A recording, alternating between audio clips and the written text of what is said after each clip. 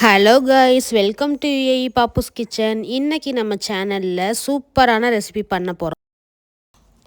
அது என்னதுன்னா பட்டாணி குழம்பு தான் பண்ண போகிறோம். இது வந்து சாப்பாட்டுக்கு இட்லி, தோசை, சப்பாத்தி எல்லாத்துக்குமே சூப்பராக இருக்கும். வீடியோ போகிறதுக்கு முன்னால் யுஏஇ பாப்புஸ் கிச்சன் சப்ஸ்கிரைப் பண்ணாதவங்க சப்ஸ்கிரைப் பண்ணிடுங்க. வாங்க வீடியோக்குள்ளே போகலாம்.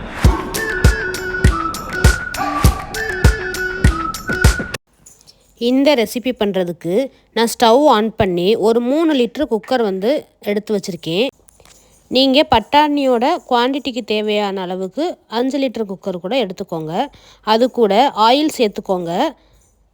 நல்லெண்ணெய் சேர்த்துக்கோங்க, இல்லை அப்படின்னா சன்ஃப்ளவர் ஆயில் சேர்த்துக்கோங்க, ரொம்பவே சூப்பராக இருக்கும். அதுக்கப்புறம் சோம்பு சேர்த்துக்கோங்க. 1 டீஸ்பூன் சோம்பு சேர்த்துக்கிறேன். அது கூட 1 கொத்து கருவேப்பிலை சேர்த்துக்கிறேன்.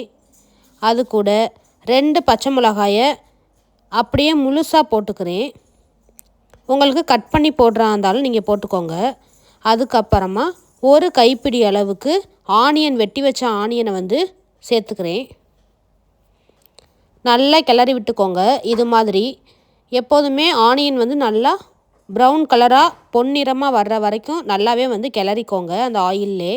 இப்போ நல்லாவே ஒரு ஃப்ளேவர் வருது. அது கூட 2 பெரிய சைஸ் தக்காளி கட் பண்ணி வச்சுருக்கேன். அந்த தக்காளியை ஆட் பண்ணதுக்கப்புறம் அந்த தக்காளி நல்லா வதங்கிறதுக்காக உப்பு சேர்த்துக்கோங்க. உப்பு சேர்த்து நல்லா வதக்கிக்கோங்க. ஈஸியாகவே நல்லாவே வதங்கிடும். இது மாதிரி குக்கரில் பண்ணிங்க அப்படின்னா இந்த ரெசிபி நல்லாயிருக்கும். அதுக்கப்புறம் பச்சை பட்டாணி நாள் நைட்டே வந்து நான் ஊற வச்சுருக்கேன். ஊற வச்சு அதையும் வந்து ஆட் பண்ணிக்கிறேன். நல்லா கழுவிட்டு ஆட் பண்ணிக்கோங்க. இதில் எல்லோ கலர் பட்டாணி இருக்குது, அதுவும் வந்து நீங்கள் ஆட் பண்ணிக்கலாம். ஆனால் காஞ்ச பட்டாணி ஆட் பண்ணால் இன்னும் கொஞ்சம் டேஸ்ட் நல்லாவே இருக்கும்.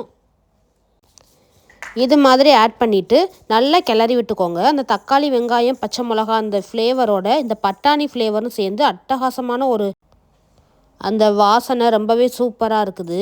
இப்போவே குழம்பு ரெடியான ஒரு ஃபீல் இருக்குது. அந்த பட்டாணி சேர்த்த உடனே அந்த குழம்பு வாசனை இப்போவே வந்துருச்சு. இப்போ பார்த்தீங்கன்னா ஒரு 1/4 டீஸ்பூனுக்கு மஞ்சள்தூள் ஆட் பண்ணியிருக்கேன்.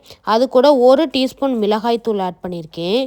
அது கூட 1 டீஸ்பூன் மல்லித்தூள் ஆட் பண்ணியிருக்கேன். இது எல்லாமே வந்து நானாக வந்து வீட்டிலையே ரெடி பண்ணி வச்சது. அது கூட 1/2 teaspoon garam masala, 1 teaspoon Arabic masala அப்படின்னு சொல்லிட்டு இங்கே வந்து விற்கிது ஒன்று.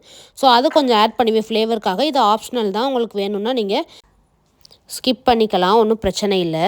அது வந்து பட்டாணி, இந்த மாதிரி சுண்டல், அதுக்கப்புறம் வந்து ராஜ்மா, அந்த மாதிரி வந்து பயறு வகைகளுக்கு வந்து அந்த அந்த ஒரு மசாலா நான் ஆட் பண்ணேன்னா ஒரு நல்ல ஒரு ஃப்ளேவர் இருக்கும். ஸோ அதனால தான் ஆட் பண்ணுறேன்.